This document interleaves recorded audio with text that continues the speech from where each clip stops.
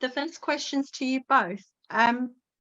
There's a love triangle at the center of Rosalind, which obviously turns everything on its head, but also means it's definitely not the Romeo and Juliet that we all read at school.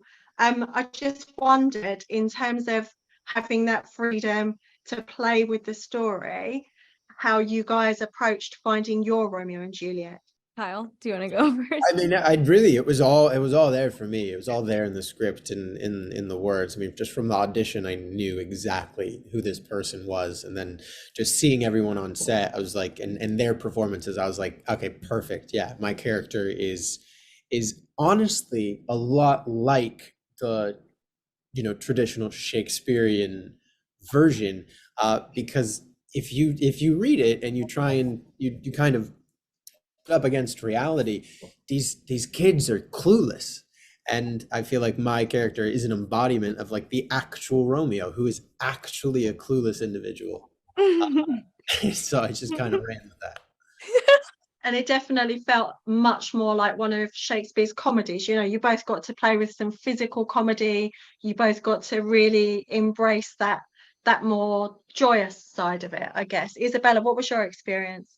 I think it was such a fresh, fun, new experience for me because, well, I find as though I'm usually playing tough characters that have sort of a lot of independence from the get-go, and Juliet kind of finds it throughout the movie, her own independence and sense of self outside of love and falling in love and whatever society's told her she needs to be or do in order to live a full life.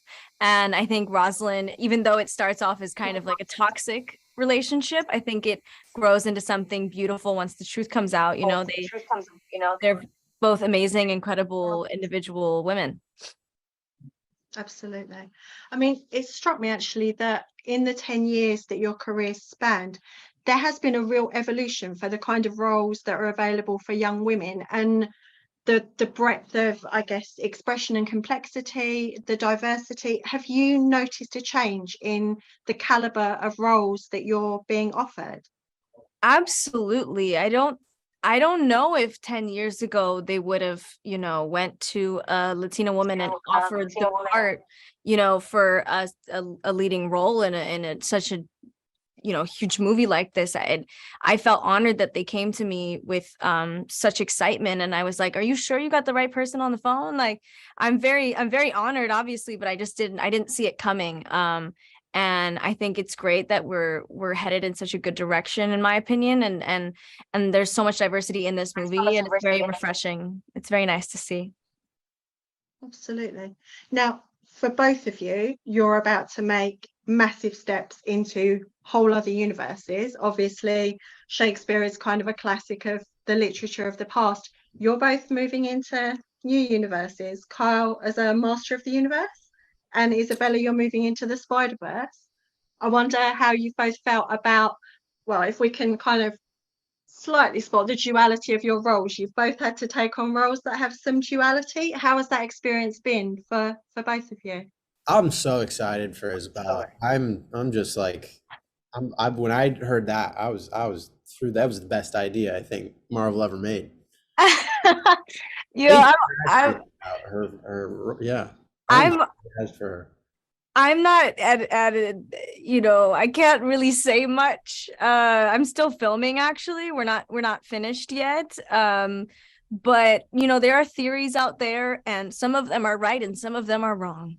That's all I can really say. It seems incredible that you're both. I mean, I guess it's not too much of a spoiler to say that Carl, you're Prince Adam and He-Man, so there is There's I also guess that. there's some There's also common that. ground Yeah, there. and I'm also very, very excited about that. I think it's perfect casting. I mean, you're I'm so jacked. but Kyle is actually like an action star, right? Because he's so incredibly, physically, just he's an actor that work with his body as well as his face, and I think it's perfect casting. I mean, he's a firecracker for sure. I mean, the first day we went into rehearsals for Rosalind, you were rolling on the ground and like jumping over tables. I had to pretend there It was a was balcony. definitely unexpectedly physical. Sorry, Is go it on. incredible? I love it. Just to wind up, I just wanted to say to both of you, you're about to be, I guess, Romeo and Juliet for the whole next generation, what would you like people tuning into Hulu, tweens and teenagers tuning in, what would you like them to take away from the Romeo and Juliet that you guys found? Hmm. Hmm. I'm a really big fan of if someone could look at Romeo and be like, "Oh, don't do that." I think that would be great. I think that would be great. I think that's a lesson. That's a lesson learned there. I think we do need to look at the old traditional form of romance and kind of throw it out the window and look really closely at kind of like what Isabella, what Juliet learns in this, and also what Caitlin's character Rosalind learns, and then maybe look for like a strong, sensitive type who's got their wits about them, like Sean Teal plays Doc. And go for Oh that. yeah, there's a bromance there for sure. I love that man today. I'm sure he loves you too. I will make sure to send a really positive message from you to him. And I think, something, obviously there is the independent and find yourself instead of love kind of narrative that this in the movie. But I also think, what's interesting to me is Caitlin's character of Rosalind sort of represents a sort of modern day feminism where it's almost like an extreme where she's so against it.